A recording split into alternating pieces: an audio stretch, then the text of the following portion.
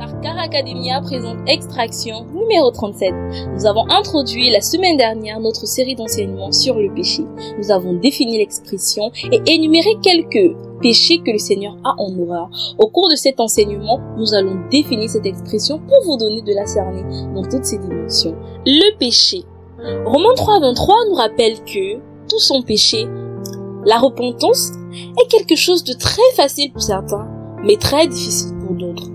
Facile, car il est aisé de dire « Seigneur, pardon », sans vraiment réfléchir aux raisons de cette demande de pardon, comme si ces mots venaient machinalement, voire mécaniquement. Difficile pour d'autres, car leur cœur est tellement endurci et un voile le couvre. Confère 2 Corinthiens 3, verset 25. Pour cette deuxième catégorie, la Bible les considère comme des personnes qui n'ont pas rencontré Christ. Malheureusement aujourd'hui, dans la maison de Dieu, on rencontre des personnes qui, au début de leur foi, reconnaissent leurs péchés et se repentent. Mais avec le temps, ils ont laissé leurs yeux se corrompre, leur âme se souiller, leur esprit s'endormir. Résultat, ils ne savent plus faire la différence entre le bien et le mal. Ils se sont tellement familiarisés avec le péché que cela leur semble normal. Péché ici, là-bas, mais qu'est-ce que le péché? Qu'est-ce que cela veut dire avoir péché contre Dieu? Commençons notre enseignement. Le péché est un terme complexe et son sens varie selon le contexte dans lequel il est employé. Il a plusieurs racines, que ce soit en hébreu ou en grec. Voici ainsi une liste non exhaustive des termes traduits par péché. Nous avons l'ignorance. Confère Romains 1, verset 13. Lorsque l'apôtre Paul dit « Je ne veux pas que vous ignorez ». Ici, ignorer signifie pécher par erreur, ou alors se tromper. Ou encore l'expression erreur elle-même, confère Genèse 43, verset 12. Quand Israël, Jacob, renvoie ses fils une seconde fois en Égypte, il utilise le mot faute pour parler de l'argent retrouvé à l'entrée de leur sac au retour de leur premier voyage. Ou encore l'expression désobéissance, confère Romains 5, verset 19. Si nous voulons aussi l'expression manquer de but, les chapitres de Proverbes 19, verset 2 et Romains 3, verset 23. Le manque de science n'est bon pour personne, et celui qui précipite ses pas ne manque pas de péché. Ici, péché signifie manquer de but, manquer d'orientation. Alors encore, l'irréligion. Jésus est le chemin, la vérité et la vie.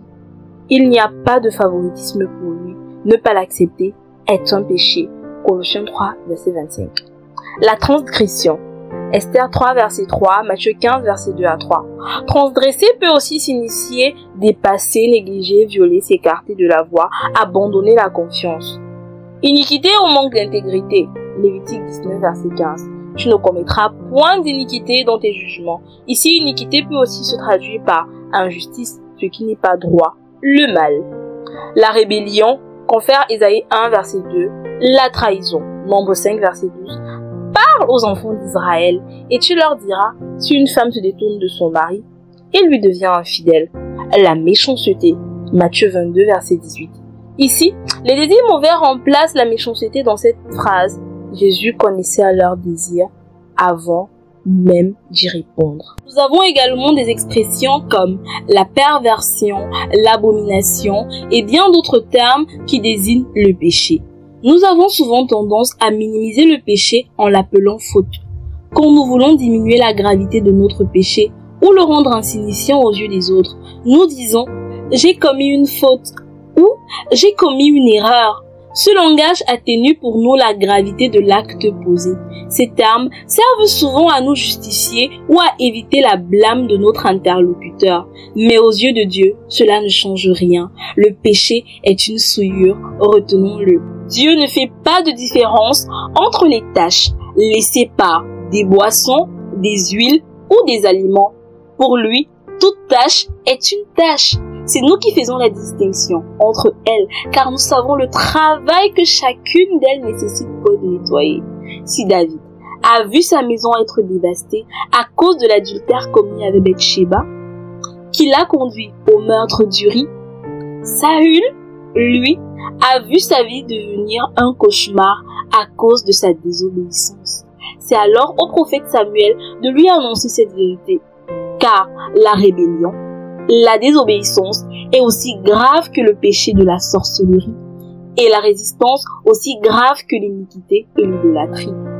Une désobéissance qui semble aussi petite peut avoir des répercussions aussi catastrophiques qu'une impudicité. Si nous pouvons minimiser nos actes aux yeux des hommes, nous ne le pouvons pas aux yeux de Dieu. Sachons qu'à cause de ce que nous qualifions de faute, erreur, désobéissance ou encore ignorance, au lieu de dire péché, nous risquons de voir notre vie basculer pour toujours. Seul le Saint-Esprit peut te permettre de prendre pleinement conscience de tes actes et de demander sincèrement pardon. Tu peux le recevoir en acceptant Jésus dans ta vie par le processus de la nouvelle naissance. Si tu veux le recevoir, fais cette prière avec moi. Seigneur Jésus, je reconnais que je suis un pécheur et que, sans toi, je ne peux pas me séparer du péché. Pardonne-moi, je m'engage à te suivre et je fais de toi mon Seigneur et mon Sauveur personnel. Amen. Et pour toi, qui connaît déjà le Seigneur Jésus? Si ce que tu fuyais auparavant est devenu normal à tes yeux, ou si tu es aujourd'hui capable de justifier ce que tu condamnais autrefois, ou encore si tu te sens à l'aise dans des situations où tu te sentais auparavant mal à l'aise, prends un moment de réflexion. Il se pourrait que tu te sois familiarisé avec le péché et que tu l'appelles maintenant erreur. Prions ensemble.